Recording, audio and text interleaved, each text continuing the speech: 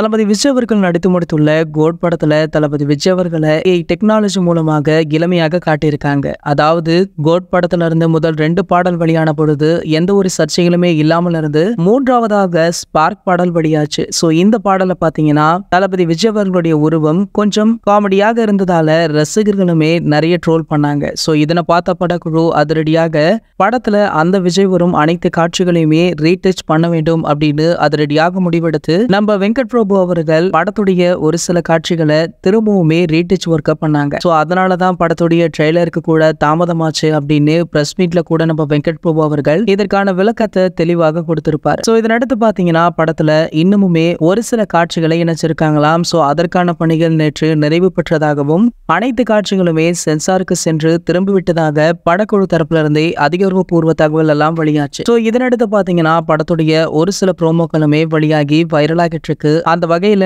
ட்ரெய்லர்ல இடம்பெறாத இன்னும் ஒரு சில ப்ரோமோ காட்சிகளுமே வெளியாக இருக்கா. சோ இந்த ப்ரோமோ பாத்தீங்கன்னா நாளை காலை 9 மணி அளவுல வெளியாக இருக்கு. சோ இதனையுமே ரசிகர்கள் சமூக வலைத்தளங்கள்ல கொண்டாடிட்டும் இருக்காங்க. இது போன்ற தளபதியை பற்றி வெளியாகிற சின்ன சின்ன விஷயங்களை கூட நீங்க உடனே தெரிஞ்சுக்க நம்மளுடைய தளபதி 360 அப்படின்னு நம்ம சேனலை சப்ஸ்கிரைப் பண்ணிட்டு பக்கத்துல உள்ள பெல் ஐகானை மறக்காம கிளிக் பண்ணிடுங்க.